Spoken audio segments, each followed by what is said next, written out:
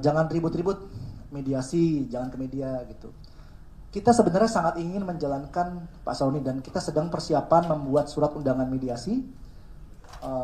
Kita begitu tadi kita diperintahkan oleh Pak Saroni dan teman-teman di komisi anggota Dewan di Komisi 3, kita langsung mempersiapkan. Tapi ternyata seperti yang teman-teman tahu juga, begitu pas selesai RDP tadi dan tim dari pengacara sudah langsung keluar tadi ya Pak Ado ya, sudah langsung keluar, kita mengikuti saran dari anggota Dewan untuk tidak speak up ke media, tapi ternyata dari pihak Kak Soleh yang langsung doorstop, lagi-lagi mengkomunikasikan hal-hal yang menurut kami bisa buktikan ketidakakuratannya begitu. Maka dari itulah kami mengundang teman-teman untuk kesini karena menurut kami ada banyak cerita yang teman-teman perlu dengar, dan ini saya akan perkenalkan. Mungkin nanti dari tim Pak Ado boleh perkenalan diri dengan Pak Sabam. Pak nanti dari samping kanan adalah dari tim kuasa hukum untuk Pak Yansen ya, Pak Yansen. Di samping saya adalah Pak Nasef, beliau mewakili Pak Hamdan Zulfa yang saat ini masih umroh ya Mas ya, lagi luar ya. Jadi sebenarnya kenapa Pak Hamdan Zulfa itu menjadi penting, karena beliaulah yang pada waktu itu menjalankan rekomendasi Komnas HAM bersama-sama dengan tim Komnas HAM. Jadi nanti ceritanya Pak Hamdan, sebenarnya Pak Hamdan ingin hadir di sini cuman masih berhalangan. Di sebelah kiri saya ada Ibu Gira. Ibu Gira ini sudah bekerja berapa puluh tahun Bu? 43 tahun di rumahnya Pak Hadi ya, di rumah keluarga di Pondok Indah Bu ya. Di Pondok Indah, beliau inilah yang sejak puluhan tahun lalu merawat anak-anak yang yang ada di OCI ketika mereka berada di rumah tersebut, Ibu ya. Lalu di pojok sana, cek, oke. Di paling pojok kiri ada Pak Murni. Pak Murni sudah bekerja berapa puluh tahun Pak? 54 tahun. 54 tahun Pak Murni ini adalah pelatih gajah Pak ya. Gajah. Dari dulu gajah terus Pak ya. Ya. Jadi ketika melatih gajah, Pak Murni ini juga berlatih bersama dengan pemain sirkusnya Pak ya. Karena atraksi gajahnya itu melibatkan pemain sirkusnya. Jadi nanti dari Ibu Gira, dari Pak Murni, teman-teman akan dengar cerita bahwa bukan seperti itu kejadiannya. Kalau mungkin selama ini kita hadirkan Pak Tony, kita hadirkan dari keluarga, mungkin ada keraguan, ya ini kan pemilik sirkusnya, nah, ini sekarang bukan pemiliknya, ini adalah karyawannya. Ini hanyalah 2 dari tentunya, sebenarnya tadi kita bawa 5 ya, tadi ada 5 di Komisi 3 DPR, mereka akan menceritakan perspektifnya, tapi saya ingin mulai dulu ke timnya Pak Ricardo. Pak Ricardo yang akan menceritakan konteksnya. Mungkin Pak Ricardo boleh mulai dengan menceritakan, dengan mengklarifikasi tuduhan-tuduhan, terutama tuduhan tentang Butet, tentang Ida, dan tuduhan-tuduhan lainnya yang perlu diklarifikasi. Dan teman-teman Pak Ricardo akan punya banyak dokumen, tapi kami akan tampilkan dokumen di sini di layar. Jadi karena kami tidak ingin hanya bicara, jadi kami coba transparansi, kami coba menjadi transparan dengan membawa banyak bukti. Silakan Pak Ricardo.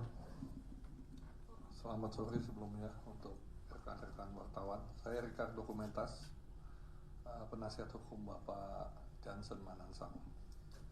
Untuk masalah Ida yang dikatakan di podcast bahwa dia setelah kecelakaan tidak diurus, terlantarkan. Saya tadi juga sudah saya jelaskan, dijelaskan oleh Pak Jansen sendiri di Komisi 3. Nah ini saya kalau bisa lihat ini, mungkin rekan-rekan mau lihat bukti-bukti tiket pesawat kelas 1 Garuda langsung diterbangkan dari lokasi kejadian di Lampung menuju Jakarta dan langsung dibawa ke rumah sakit Sumber Waras.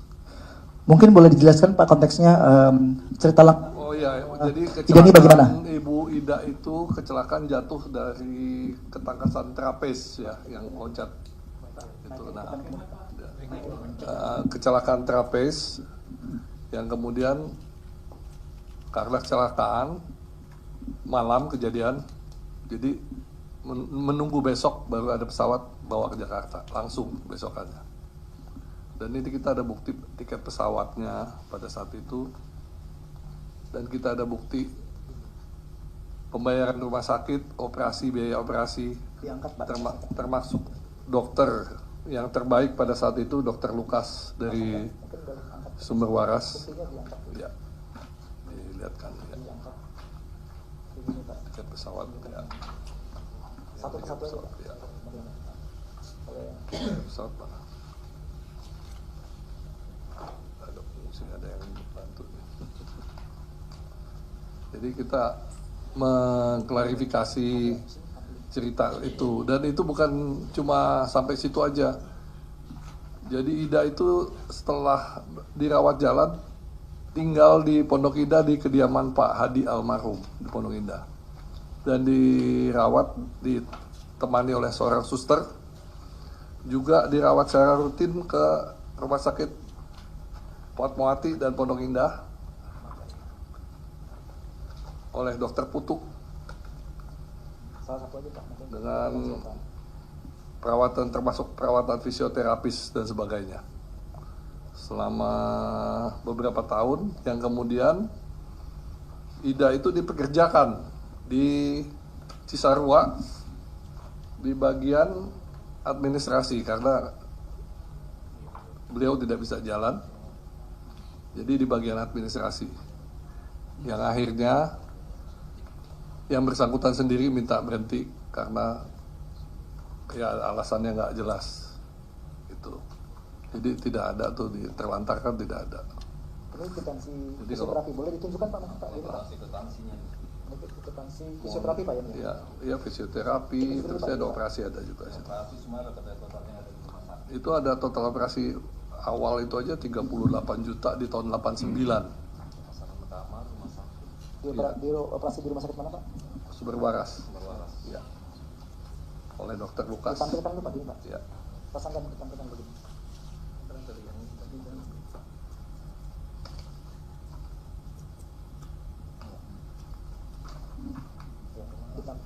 Jadi Pak Ado, mungkin tadi kan di rapat dengar pendapat teman-teman menyaksikan bahwa saya mengutip pernyataan dari Pak Jan. Cawa Soleh, kuasa hukumnya. Dia menyatakan bahwa setelah Ida menjadi cacat, lalu dibuang, Ya, tidak bilang dipekerjakan lagi. Ya. Keterangannya dari kita, Ida ini dipekerjakan selama berapa lama setelah dia cacat, Pak? Cukup lama lah ibu itu, Ibu Gira.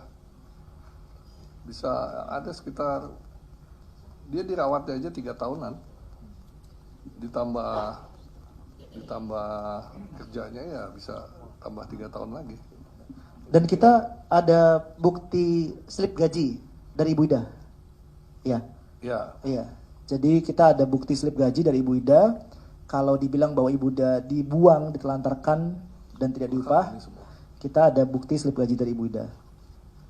Jadi, kalau mau ada yang mau lihat di sini. Ya, ditunjukkan gini aja, Pak. Apa? Tunjukkan gini aja. Tiket pesawat.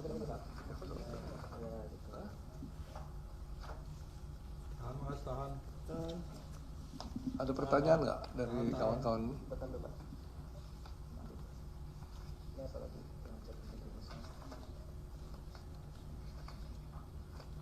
Iya, boleh Pak. Tiket pesawat aja seperti itu. Itu kwitansi ya, Pak. Tunjukin, Pak. Itu rumah sakit itu tuh berwaras banyak. Ya, coba ditampilkan, Pak, kwitansi luar berwaras dulu, coba dipegang sebentar. Pembiayaan biaya perawatan. Tahan, Pak, tahan dulu. Banyak loh itu, bukan Sumber waras. Ada sumber waras. Banyak sumber waras. Jadi Pak Ricardo, ya. konteksnya yang kita perlu pertegas di sini adalah karena kejadian cederanya adalah malam, Dia diterbangkan esokan harinya Pak ya, karena menunggu memang pesawat tidak ada pesawat ya. dari Lampung ke Jakarta. Jadi tidak benar bahwa sengaja ditunda Ya. sehari, 1 hari. Oke baik. Ada tambahan lagi Pak terkait dengan Ibu Ida kronologisnya dan untuk mengklarifikasi tuduhan-tuduhan menyangkut Ibu Ida. Saya rasa cukup ya. Oke. Itu aja. Baik. Berikutnya mungkin klarifikasi terkait tuduhan dari Ibu Butet, Pak. Bu Butet, Pak ini jelaskan. Ya, silakan. Ya, selamat malam, selamat sore ya kepada rekan-rekan. Pak Ibu Butet itu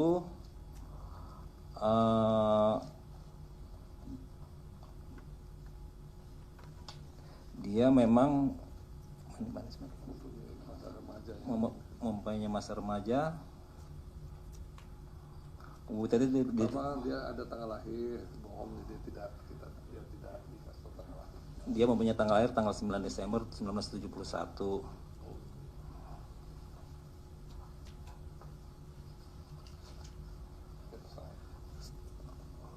Saat menyerahkan Butet itu identitas tidak ya, belum.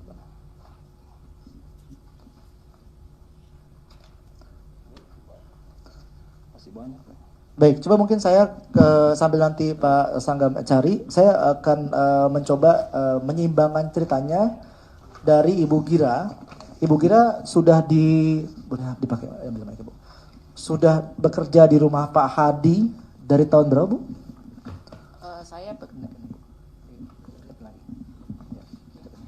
Saya bekerja di tempat Pak Hadi itu dari mulai 15 Desember 1982 sampai saat ini. Ya. Ya, dari tanggal 15 Desember 1982 sampai saat ini. Ibu di rumah Pak Hadi tugasnya seperti apa, Bu? Saya tugasnya di sana disuruh untuk membantu keperluan rumah tangga. Terus berikut ya kalau misalkan pas kebetulan saya memang ada keperluan ya baru saya misalnya pas gini, saya ulang kembali ya, maaf ya. Jadi kalau saya di sana itu tugasnya kan untuk di administrasi rumah tangga dan juga keperluan rumah tangga lah gitu ya. Saya bekerja untuk rumah tangga di Pak Hadi. Jadi membantu untuk anak-anak itu juga ngeliat-liat, mengawasi dan itu seperti itu.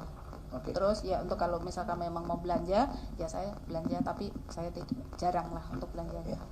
Baik, Ibu Gira berarti ketika Ibu di rumah itu Ibu bertemu ya dengan anak-anak Oci, ex Oci ini Bu ya. Jadi Butet, Vivi dan bahkan anaknya, mereka yang semua yang sempat tinggal di rumah itu Bu ya. Kalau Butet itu sebenarnya saya ketemunya kalau pas kebetulan untuk show di Jakarta ya waktu itu. Terus kalau misalkan tidak show di Jakarta, karena show di Jakarta itu tinggalnya nanti pulangnya kan di rumah Pak Hadi itu almarhum ya.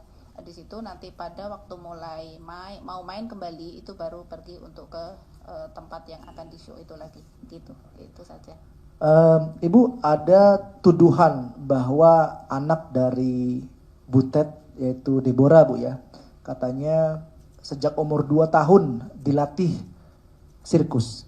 Ibu kenal, Ibu tahu dan pernah merawat Deborah Bu? Saya Deborah memang pernah ada juga di rumah Pak Hadi itu ya, di rumah Pak Hadi ada Deborah ya, tapi tidak latihan enggak, tidak, jadi main-main saja gitu ya, main-main aja ya. Nah Ibu, keseharian mereka di rumah itu seperti apa? Kabarnya mereka, tuduhannya adalah mereka kalau misalnya mereka makan, katanya makannya cuma seadanya, nasi, telur. Mereka kalau makan itu apakah memang dibedakan dari anak-anaknya Pak Hadi? Atau bagaimana? Ibu Gira bisa ceritakan? Kalau untuk makan-makan itu sebenarnya sama ya. Jadi kalau misalnya ada yang tukang masak di sana khusus, itu kalau misalnya masak satu ayam, ya semuanya ayam. Ya dengan sayur, dengan ada buah, ada susu. Jadi kalau menurut saya itu ya 4 sehat 5 sempurna ya. Karena susu ada, telur ada, daging, sayur. Nah itu ada, semuanya ada. Oke. Ibu bisa cerita lagi nggak apa maksudnya kalau dalam hal keseharian di sana, apakah memang Ibu pernah mendengar, melihat secara langsung ataupun nggak langsung ada yang katanya sampai jejelin makanan karena ketahuan makan pisang, ada yang sampai katanya di rantai. Ibu selama 40 sekian tahun di sana pernah mendengar itu, Bu? Sama sekali saya tidak pernah mendengar hal itu. Sama sekali tidak pernah. Oke. Mungkin kalau Ibu bisa gambarkan, karena kan karakter dari Pak Frans digambarkan sebagai karakter yang sangat kejam gitu ya. Kalau Ibu sendiri melihat Pak Frans itu bagaimana, Bu? Seberapa sering ketemu dan melihat Pak Frans tuh orangnya bagaimana sih? Pak Frans itu sebetulnya orangnya baik sekali ya. Baik, semua itu baik menurut saya, Kak. Itu baik. Jadi tidak pernah namanya kalau misalkan karyawan salah, kalau misalnya salah kan kita paling tidak, oh ini harus begini ya. Nah seperti itu. Tapi kalau misalkan terus kita disakiti apa, tidak pernah. Tidak pernah. Sama sekali tidak pernah. Okay. Saya selama ini kerja di tempat Pak Hadi sampai saat ini belum pernah. Oke, baik. Nah, apakah Ibu tahu asal usul dari anak-anak yang ada di rumah Pak Hadi ini, Bu? Saya tidak tahu. Nggak tahu, ya. Ya, oke, baik. Nah, baik. Nah, ini juga untuk mungkin menjelaskan ceritanya. Di sampingnya juga ada Pak Murni. Mungkin mic-nya boleh tolong ke Pak Murni ya. Pak Murni, kita cerita aja Pak ya. Pak Murni kan sudah 40 tahun lebih, 50 tahun Pak ya? 53 tahun melatih gajah, mulai dari sirkus Pak ya. Nah, ada tuduhan bahwa Butet ketika dia hamil 8 bulan, itu dia dipaksa untuk tampil, untuk perform di sirkus. Bapak pernah melihat ada orang yang hamil 8 bulan itu perform di sirkus, dan menurut Bapak itu bagaimana? Nggak ada itu. Soalnya saya yang pawang gajah itu saya. Oke. Apa mungkin nggak Pak bagi seorang yang hamil 8 bulan itu untuk, karena Butet ini dia perform itu dia perannya sebagai apa? Dia naik ke gajah. Naik di gajah. Naik di gajah dia. Terus dia ngapain naik di gajah aja, pegangan jalan naik di gajah biasa. Tapi kan kalau orang bunting kan nggak bisa, perutnya gede. Dan kalau dilihat tuduhannya adalah tentang ikat dengan rantai gajah, Pak. Ya itu, kalau rantai gajah itu nggak, saya juga membata itu belum pernah tahu, saya nggak pernah ada. Apalagi rantai gajah kan dipakai mengikat gajah. Nggak pernah ada, kalau nggak pernah tahu saya selama di sirkus. Tapi apakah mungkin bentuk rantai gajah itu gimana sih Pak? Kan kita kan mungkin di sini belum pernah punya gambaran Pak ya. Rantai gajah itu seperti apa? Apakah mungkin untuk diikatkan di badannya apalagi anak-anak remaja gitu, anak-anak kecil di bawah 10 tahun? Besar? Rantainya. Rantai itu besar loh Pak. Kayak rantai kapal itu. Kayak rantai kapal? Oke. Jadi diikat, kalau untuk gajah kan saya ikat di balok, kasih patok, baru ikat ke kaki gajah, itu nggak bisa dibuka. Nggak ada yang bisa ngambil. Karena itu khusus untuk gajah, udah diikat mati. Oh, diikat mati rantainya. Oh, oke. Jadi rantai itu diikat di sebuah balok kayu, lalu diikat mati, lalu nanti dicantelkan ke gajahnya. Ke gajahnya. Jadi untuk ikat gajah, jadi khusus untuk ikat gajah. Jadi kalau orang diambil untuk ikat orang itu udah bohong. Nggak bisa Pak ya. Baik. Ada juga tuduhan bahwa pada suatu waktu Ibu Butet itu dijejeli dengan kotoran gajah dan disetrum pakai strum gajah. Itu Bapak bagaimana? Bisa cerita, apakah pernah tahu, pernah dengar, atau seperti apa Pak? Selama saya yang masih ada di OC itu Pak ya, itu ngurus gajah, ngurus apa tuh belum pernah dengar, belum pernah lihat bahwa ada berita disumpel tai gajah, itu belum pernah lihat. Atau strum. Alat strum itu saya yang megang. Bentuknya seperti apa? Seperti alat strum seperti apa itu, senter itu. Oke, ya. Ada ujungnya itu. Oke. Jadi bukan sembarangan orang bisa bawa. Alat strum itu Bapak yang pegang, ditaruh di mana kalau Bapak lagi tidak pegang? Ya kalau saya taruh di mes saya. Di mes Bapak. Jadi ruangan saya, enggak tempat orang lain. Oke. Ketika kejadian Ibu Ida itu jatuh, Bapak waktu itu ada yang dia kecelakaan, Ibu Ida? Waktu Ida kecelakaan itu saya nggak ada itu, Pak. Pas nggak ada. Oke, baik. Mungkin Pak Murni bisa ceritakan, kan ada lagi tuduhan ditutup dari dunia luar, seakan-akan dikucilkan gitu Pak ya. Bisa diceritakan nggak Pak kehidupan anak sirkus ini ketika mereka tidak tampil atau tidak latihan, mereka tuh ngapain aja sih Pak sehari-hari? Malam ngapain? Kalau nggak latihan ngapain? Bisa diceritakan mungkin Pak? Kan Bapak kan bagian dari mereka kan selama puluhan tahun. Tapi mereka tuh kalau nggak dibebasin itu enggak Pak. Memang mereka bangun pagi ya Mang. Jam 7 itu mereka udah mulai pemanasan. Latihan biasa. Semaunya mereka masing-masing. Itu termasuk pimpinan saya. Termasuk Pak Yanson, Pak Pran. Juga di situ melancarkan akrobatnya itu. Jadi bukan latihan tapi pemanasan. Tapi setelah itu paling sampai jam 9. Sampai jam 9 mereka sarapan. Nah, habis sarapan itu kan mereka istirahat. Nanti jam 10 mereka mulai lagi. Mulai lagi itu jam 12 mereka istirahat, tidur. Semua harus tidur. Jadi bukan dipaksa mereka nggak keluar, tidur. Istirahat tidur. Nah nanti jam 3 mereka bangun. Oke. Lalu performa tampilnya jam berapa Pak? Mulai atraksi kita kan malam Pak, mulai Malam. jam 7. Jam 7. Jam 7 mulai show. Oke. Jadi kita kan, mereka kan karyawan, biar pemain kan jam 5 ada siap. Iya. Oke. Nah, lalu kalau selesai show itu apakah memang tidak dikunciin, tidak boleh keluar dari lokasi sirkus atau bagaimana Pak? Boleh keluar atau seperti apa? Tapi kalau anak-anak, kalau zaman rombongan ini kan masih kecil-kecil Pak. Iya. Masih umur 10 ke bawah itu memang nggak boleh. Nggak boleh. Kita kan takut anak-anak keluar. Iya. Bisa hilang, bisa kemana. Memang nggak boleh keluar pagar.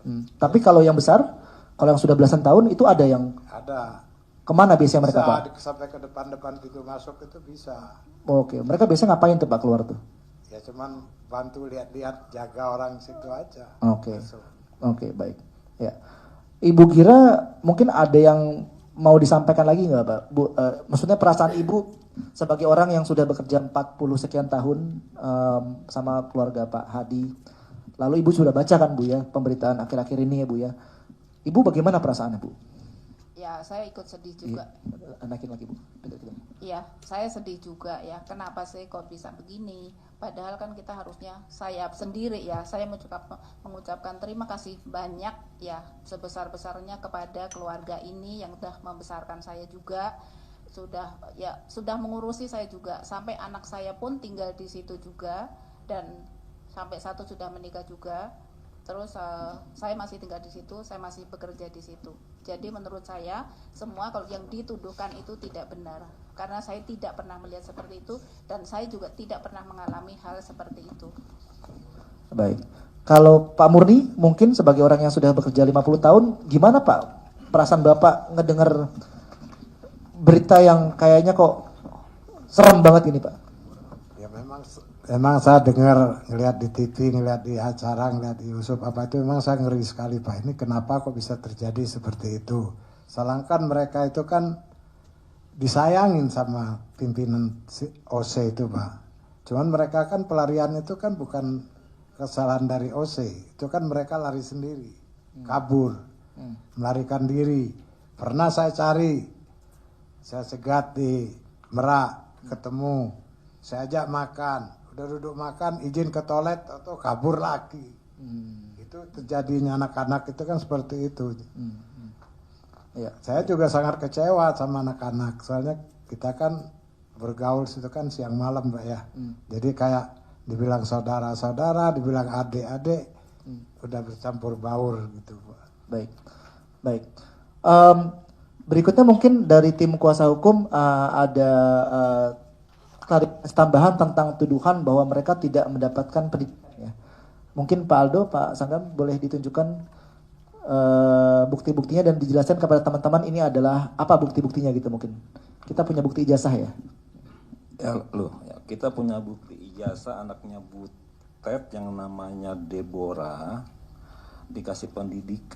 diberikan pendidikan sampai mendapat ijazah maupun ijazah SD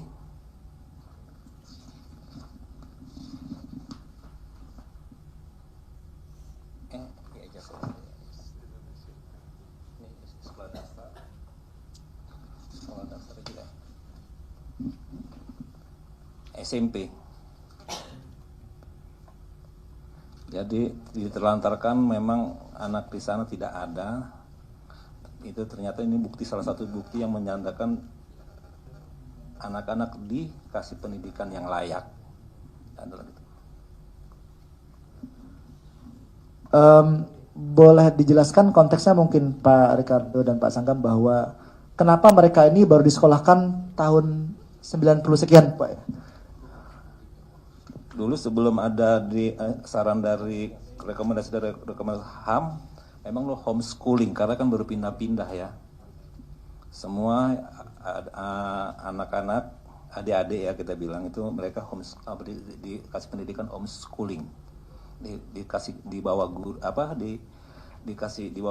diberikan guru yang untuk mengajar yang layak agar mereka dapat layak hidup seperti kita semua. Ya, baik. Nah, berikutnya mungkin saya mau di samping saya Pak Nasif. Saya adalah perwakilan dari kantor hukumnya Pak Hamdan Zulfa ya. Mungkin Pak Nasif nanti bisa menceritakan apa sih yang diceritakan oleh Pak Hamdan Zulfa kepada kami. Sekedar konteks teman-teman bahwa setelah ketika para teman-teman ex-OCI ini melapor ke Komnas HAM tahun 1997 bulan April ya. Lalu dari Komnas HAM itu memerintahkan kita untuk membentuk tim gabungan untuk menyelidiki, untuk menindaklanjuti rekomendasinya. Gabungan ini berasal dari tim OCI, diwakili dengan Pak Hamdan Zulfa ya, begitu. Ada juga terlibat Pak Tony, dan juga dari Komnas HAM itu sendiri. Nah, kebetulan untuk menindaklanjuti rekomendasi Komnas HAM terkait dengan asal-usul, itu yang pergi adalah Pak Hamdan Zulfa. Mungkin Pak Nasif bisa cerita sedikit Pak konteksnya. Ya, terima kasih. Selamat sore, salam sejahtera bagi kita semua. Yang saya hormati rekan-rekan media ya. Tadi seperti yang dijelaskan, saya sebenarnya mewakili Pak Hamdan Zulfa.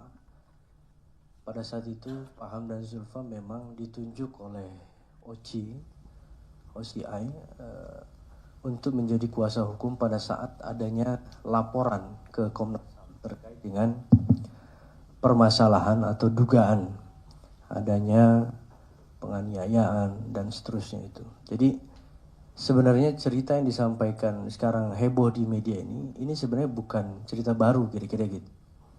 Ini sudah pernah dilakukan investigasi mendalam oleh Komnas HAM.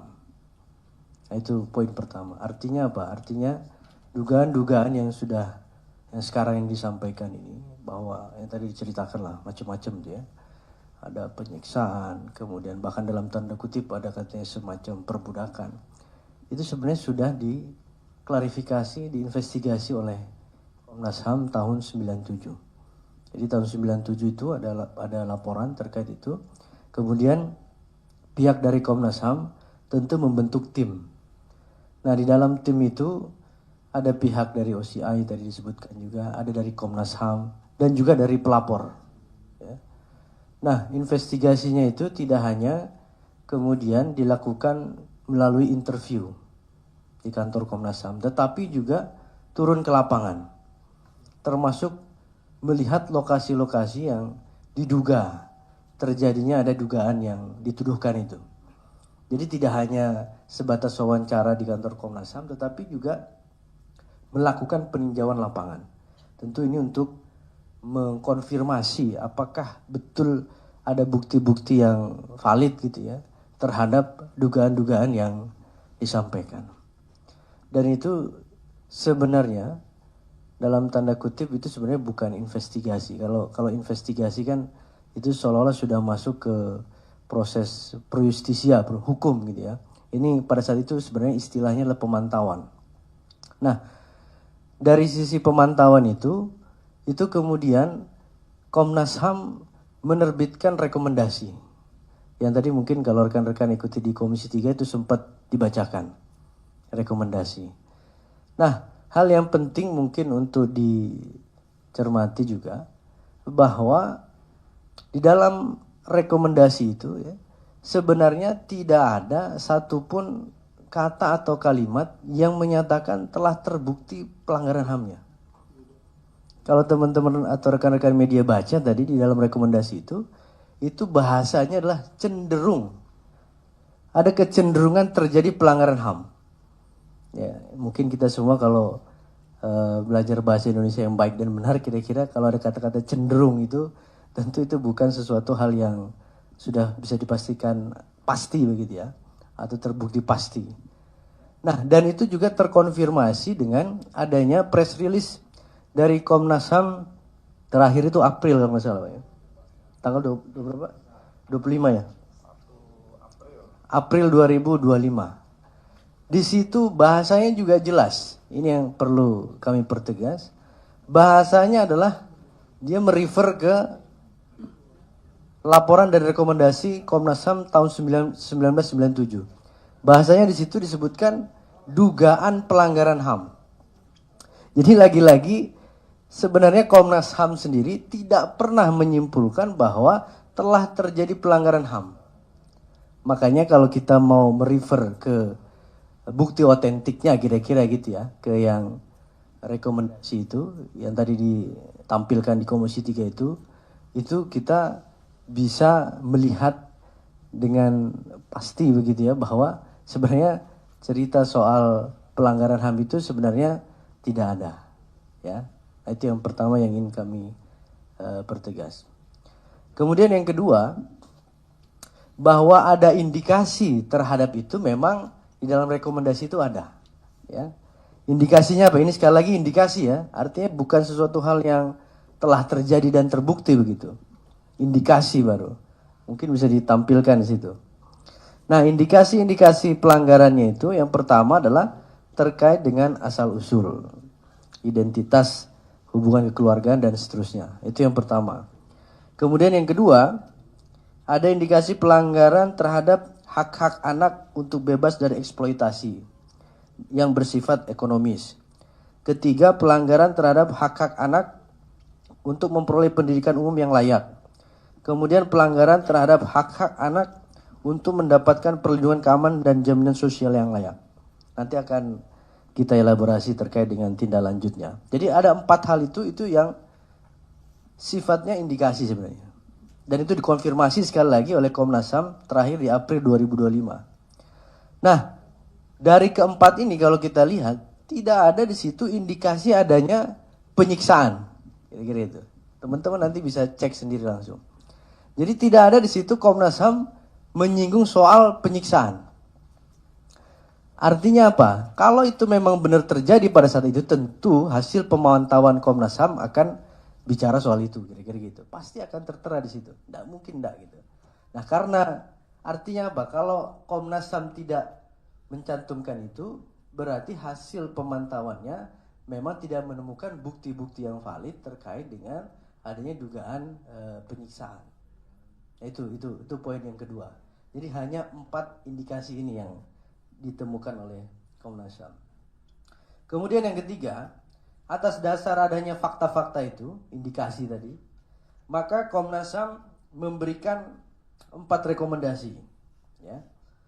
Yang pertama, OCI bekerja sama dengan instansi-instansi terkait, Komnas HAM, Puskopau, Depdikbud, dan Menpora, perlu segera secara koordinatif mencegah dan mengakhiri terjadinya perbuatan yang cenderung menimbulkan pelanggaran HAM. Nah ini lagi-lagi kalau misalnya dari pihak sebelah mendasarkan pada rekomendasi bahwa terbukti ada pelanggaran HAM, mungkin salah baca kali ya. Di rekomendasi poin berapa ini? 3A ya, 4.1 itu jelas bahwa terjadi perbuatan yang cenderung menimbulkan pelanggaran HAM. Nah itu satu. Kemudian yang kedua, 4.2 untuk menjernihkan asal-usul anak-anak pemain sirkus yang belum jelas asal-usulnya, OCI bekerja sama dengan Komnas HAM akan melakukan publikasi dan langkah-langkah yang diperlukan. Nah, terkait dengan rekomendasi 4.2 ini, pada saat tidak lama setelah terbitnya rekomendasi ini, memang Komnas HAM beserta ada dari pengawasnya, jadi nggak hanya Komnas HAM sendiri, ada juga pengawas beserta tim pelapor dan juga tim dari kuasa hukum OCI yang pada saat itu Pak Ham dan Zulfa langsung yang ikut, itu menyisir sejumlah lokasi yang diduga itu tempat asal usulnya anak-anak pemain sirkus ini. Ya. Nah, ketika terjun ke lokasi itu, ya memang tidak ditemukan lagi begitu ya. Sulit karena ini udah udah beberapa tahun yang sebelumnya begitu ya. Dan dalam tanda kutip memang sejumlah anak-anak yang kemudian diambil ini katakanlah begitu, itu memang ada yang misalnya dari panti asuhan, atau misalnya ada yang dia hanya punya ibu tidak punya bapak dan ibunya pun dalam tanda kutip sudah mengikhlaskan lah kira-kira gitu, udah nggak.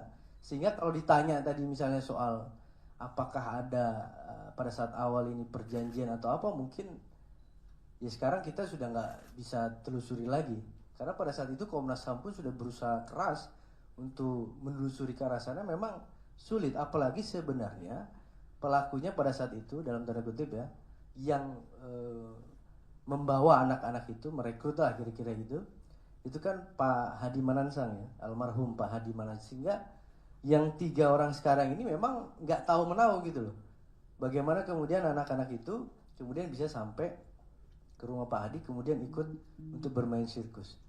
Tetapi bukan berarti tidak ada upaya, sudah ada upaya terkait dengan hal itu. Nah, pada saat itu ya prinsipnya dari Komnas HAM karena sudah melihat langsung kondisinya ketika didatangi sejumlah lokasi yang sekali lagi diduga tadi adalah tempat anak-anak ini kemudian diambil. Nah, itu kemudian ya Komnas HAM tentu tidak mau kemudian setback ke belakang lagi kira-kira gitu, mempersoalkan terus karena tidak ada ujungnya begitu. Nah, oleh karena itu pada saat itu Komnas HAM menyampaikan bahwa ya ini yang penting kemudian berikutnya untuk ke depan ini identitas para anak-anak ini kemudian diuruslah kira-kira gitu. Yang itu pada fase berikutnya kemudian telah dilakukan oleh OCI gitu. Nah, itu yang rekomendasi yang kedua. Kemudian yang ketiga, praktek latihan terhadap anak-anak atlet sirkus yang disertai dengan tindakan-tindakan disiplin yang keras hendaknya dijaga jangan sampai menjurus ke arah penyiksaan baik mental maupun fisik. Nah, ini kalau terkait ini tentu nanti testimoni-testimoni dari para saksi itu yang bisa mengkonter karena kami juga tentu tidak melihat secara langsung. Tetapi prinsipnya adalah Komnas HAM sendiri sebenarnya mengakui bahwa memang terkait dengan metode pelatihan di sirkus ini agak beda gitu loh dengan atlet-atlet pada umumnya begitu, yang lain begitu. Karena apa? Karena di situ juga di rekomendasi disebutkan butuh kedisiplinan dan lain sebagainya, sehingga ada mungkin treatment khusus yang agak berbeda. Mungkin tingkat kedisiplinannya yang lebih tinggi dibanding yang lain.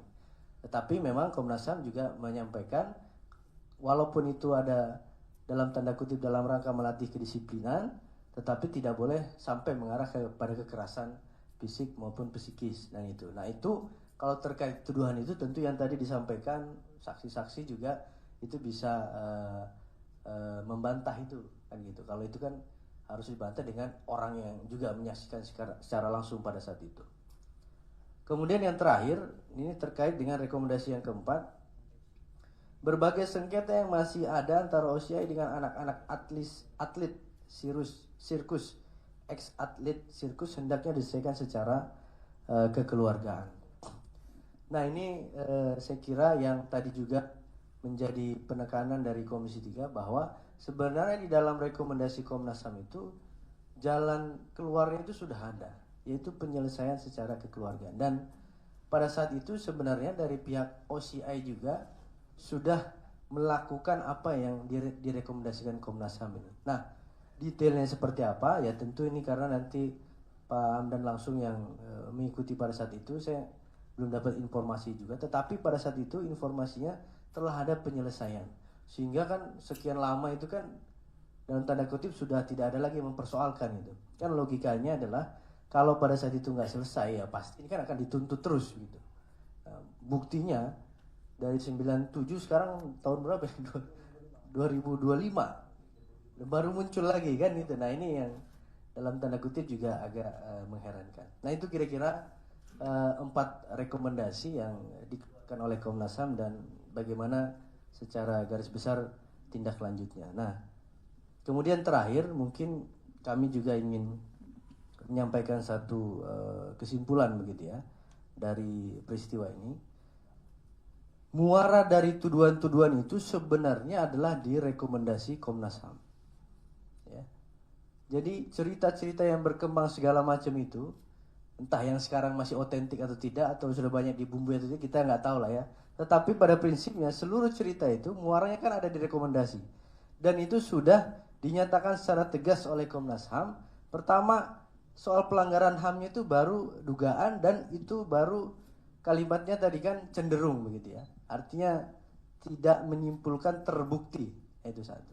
Kemudian oleh karena itu rekomendasinya pun yang terakhir tadi yang sempat saya sampaikan tadi adalah diselesaikan secara kekeluargaan.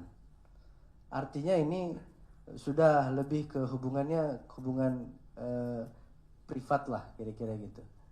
Dan yang berikutnya, kalau pada saat itu Komnas HAM menemukan ada bukti-bukti yang kuat yang mengarah ke tuduhan-tuduhan atau laporan itu pasti Komnas HAM akan meningkatkan status hasil pemantauannya itu ke tahap yang berikutnya, kira-kira gitu. Kan kalau kita tahu misalnya penanganan pelanggaran HAM berat, yaitu nanti ada proses penyelidikan. Penyelidikan itu nanti dari Komnas HAM, penuntutan di kejaksaan dan sampai ke pengadilan. Dari pihak sebelah misalnya menyampaikan pada saat itu belum ada undang-undangnya. Ya, undang-undang HAM. Undang-undang HAM itu kan ada tahun 99 kemudian tahun 2000. Saya kira itu kan rentang waktunya tidak terlalu jauh. Apalagi pada saat itu juga kita tahu, mungkin sudah kita tahu, sudah ada laporan polisi di tahun 99 kalau nggak salah ya. 97, kemudian SP3 99. Nah itu. Artinya kalau memang di situ ditemukan ada bukti-bukti untuk mengarah ke misalnya Komnas HAM pun yang bertindak misalnya itu masih bisa gitu. Masih ada kans untuk itu dan faktanya sekarang kan kita lihat semua itu tidak terjadi dan hanya sampai selesai di rekomendasi dari Komnas HAM. Oleh karena itu terakhir sekali kami juga berharap ke semua pihak untuk dalam tanda kutip tidak menggoreng-goreng juga rekomendasi Komnas HAM ini. Karena ini yang jadikan seolah-olah pelanggaran HAM ini terbukti begitu. Nah itu sehingga bagi semua pihak ini kalau memang mau melihat secara jernih masalah ini khususnya terkait dengan rekomendasi itu, ayo mari kita baca-baca kata demi kata, kalimat demi kalimat yang tertera di dalam rekomendasi Komnas HAM. Jangan kemudian berspekulasi, beropini, apalagi menafsirkan semau-maunya sendiri gitu. Nah, itu yang kami tentu harapkan kepada semua pihak agar permasalahan ini bisa on the track lagi, jernih sesuai dengan apa memang fakta yang sebenarnya. Mungkin sementara itu. Baik, terima kasih Pak Nasir. Berikutnya mungkin saya juga supaya tidak berspekulasi, mungkin teman-teman ketika melihat pemberitaan yang ada, ketika melihat wawancara di podcast, beranggapan bahwa situasinya sangat horor begitu ya. Kita mau kasih lihat gambaran kehidupan mereka sehari-hari seperti apa. Ada kehidupan yang ada di rumah, ada yang di sirkus. Ini mungkin kita bisa play. Ini foto-foto sirkusnya.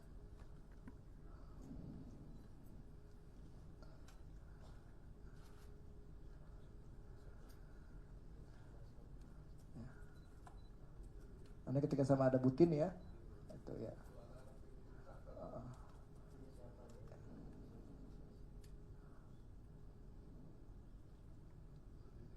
Ini salah satu yang dinikahkan, tapi dinikahkannya kalau nggak salah waktu itu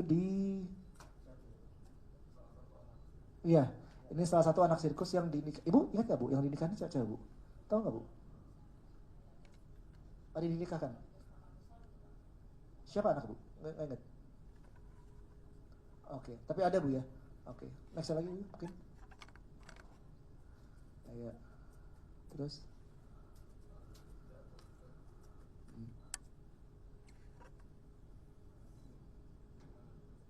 Yang mana Ida, Bu? Baju kuning itu Ida. Oke, ya. Ya, oke.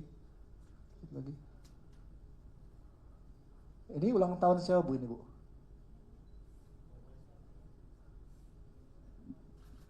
Paling ujung kiri, Butet.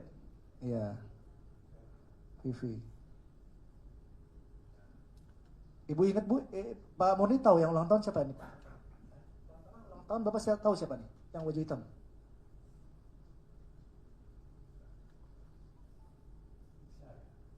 Lisa, yang baju hitam nih.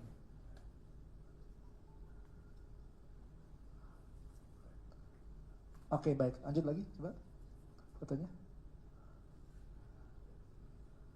Oke, stop. Baik lagi tadi. Oke, stop. Ini pas apa nih, Pak Murni? Mereka ini lagi ngapain? Ini di tenda sirkus, Pak ya? Kelihatannya, Pak ya?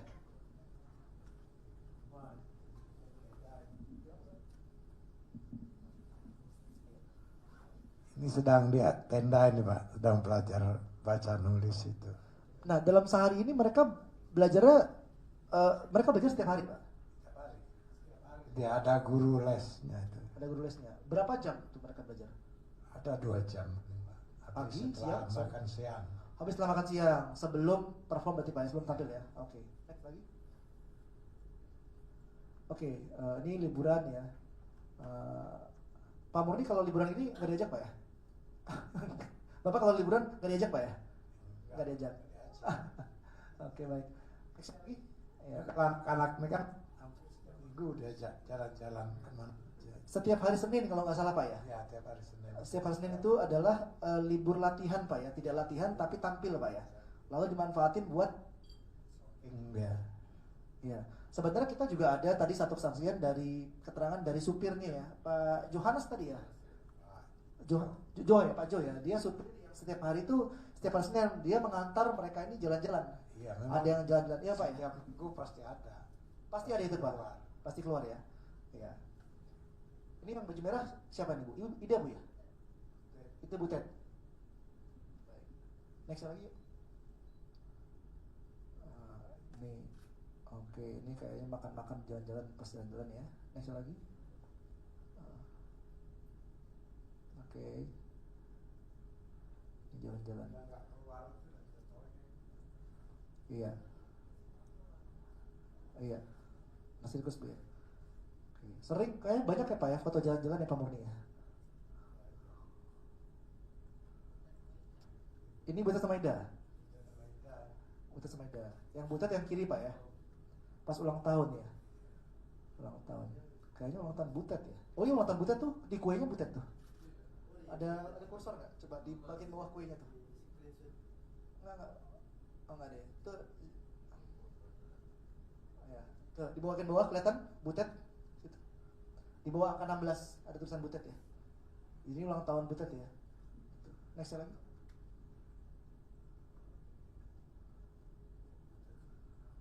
Ini siapa, Bu? Ini Vivi.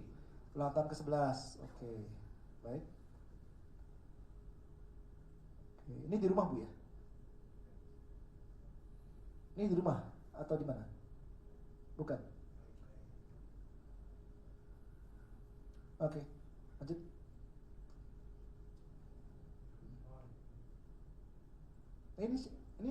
Ini pesta apa, Bu? Butet yang sebelah kanan. Oh, yang kanan siapa, Bu?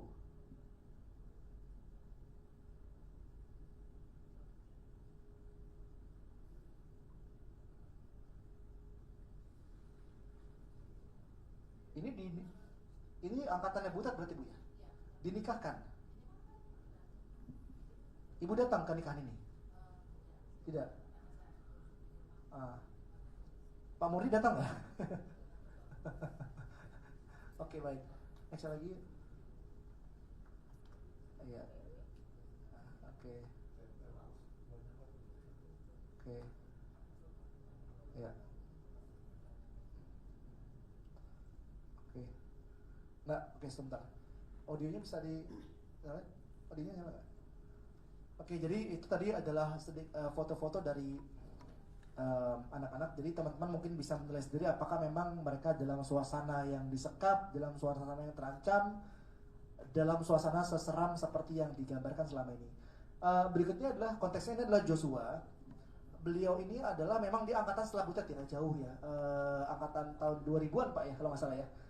Tapi ya nggak, dia dua-duanya, dia pernah di OCI. Jadi Joshua ini dia awalnya di Taman Safari, lalu ke OCI, lalu dipindahkan, lalu sekarang pada akhirnya tetap di Taman Safari dan dia sudah mendapatkan jabatan manajemen gitu ya, Joshua ini. Nah kemarin saya ke Taman Safari untuk mencari perspektif dari Joshua. Karena Joshua ini sudah cukup lama, sudah lumayan lama Pak Murni ya, Joshua ini ya, udah belasan tahun kayaknya Pak ya, 2000 dari masa kecil ya. Nah ini nanti di sini silakan ditonton, kurang lebih akan ada keterangannya dan menggambarkan perspektif dia itu seperti apa terhadap bahkan gitu ya. Boleh, ada keluar suaranya?